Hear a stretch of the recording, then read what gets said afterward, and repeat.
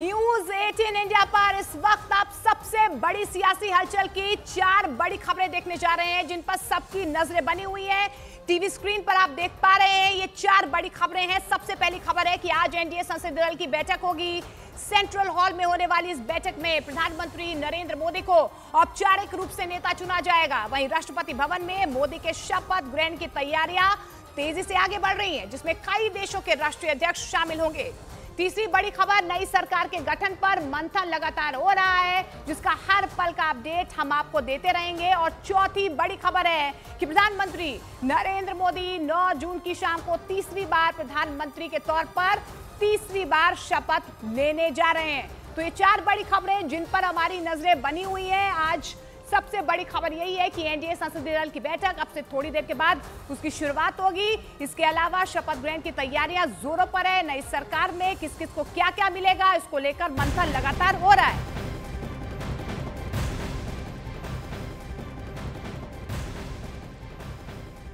और देखिए, शुरुआत बड़ी खबर के साथ करने जा रहे हैं। एनडीए संसदीय दल की बैठक आज सुबह 11 बजे संसद के सेंट्रल हॉल में होगी। प्रधानमंत्री नरेंद्र मोदी को औपचारिक रूप से एनडीए का नेता चुना जाएगा। एनडीए के बड़े नेताओं का दिल्ली आने का सिलसिला भी लगातार जारी है। इस बीच आपको बता दें कि टीडीपी के नेता चंद्रबाबू नायडू, एकनाथ शिंदे दिल्ली पहुंच चुके हैं। इससे पहले जनसेना के अध्यक्ष पवन कल्याण ने भी दिल्ली पहुंचकर प्रधानमंत्री नरेंद्र मोदी से मुलाकात की है। पवन कल्याण की जनसेना पार्टी ने आंध्र प्रदेश में 2 लोकसभा सीटें जीती हैं। इसके अलावा बीजेपी शासित राज्यों के मुख्यमंत्रियों में भूपेंद्र पटेल, राजस्थान के सीएम भजन लाल और छत्तीसगढ़ के सीएम विष्णुदेव साय भी बैठक में शामिल होने के लिए दिल्ली पहुंच चुके हैं। तो देखिए, तमाम मुख्यमंत्रियों का आना जो है उनका सिलसिला जारी है। टीडीपी की तरफ से चंद्रबाबू नायडू वो पहुंच चुके हैं। इसके अलावा आपको बता दें कि नीतीश कुमार जेडीयू की तरफ से वो भी पहुंचने वाले हैं, क्योंकि वो दिल्ली में ही है।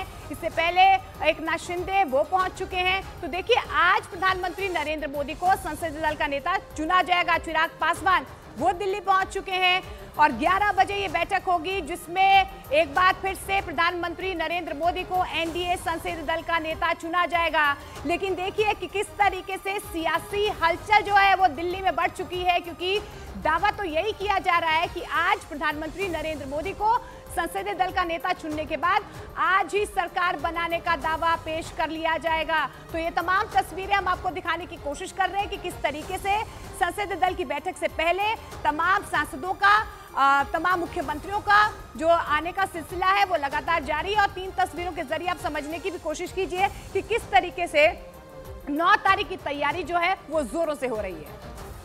और न्यूज 18 इंडिया से बातचीत में बीजेपी नेता रविशंकर प्रसाद ने नीतीश कुमार को पुराना साथी बताया है। साथ ही ये दावा किया कि हम साथ साथ मजबूती से चलेंगे।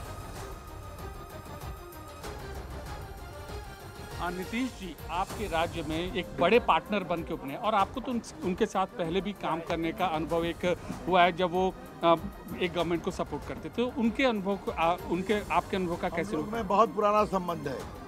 लालू जी के भ्रष्टाचार में हम लोग एक साथ आए थे लड़ने के, और न पब्लिकली कहा है मैं भाजपा के साथ रहूंगा। जनता ने विश्वास प्रकट किया है, 30 सीटें जिताई। उधर विपक्षी आरोप, आज विपक्ष के आरोप पर कुछ नहीं कहना है। उनको अपने सदमे में अपनी बात कहने दीजिए। देश में नया उत्साह है और तेज से देश आगे बढ़ेगा। धन्यवाद। तो ये थे रविशंकर प्रसाद, उनका कहना है कि देश आगे बढ़ेगा। और इस बीच बड़ी खबर आपको बता दें, बिहार के सीएम नीतीश कुमार ने जेडीयू सांसदों की बैठक बुलाई है। दिल्ली में नीतीश कुमार के आवास पर जेडीयू संसदीय दल की बैठक सुबह करीब 9:30 बजे होगी। इसके बाद एनडीए संसदीय दल की बैठक में हिस्सा लेने के लिए नीतीश कुमार जाएंगे। तो बड़ी खबर आपको बता दें, नीतीश कुमार की तरफ से 12 सांसद जो है वो दिल्ली पहुंचे हैं। अब ऐसे में खरीद, यानी कि ये जरूर कह सकते हैं कि बार्गेनिंग पावर जो है नीतीश कुमार के पास ज्यादा है, और यही वजह है कि उनकी तरफ से डिमांड रखी जा रही है। अब डिमांड यही है कि कौन सा मंत्रालय जो है उनके सांसदों को मिले।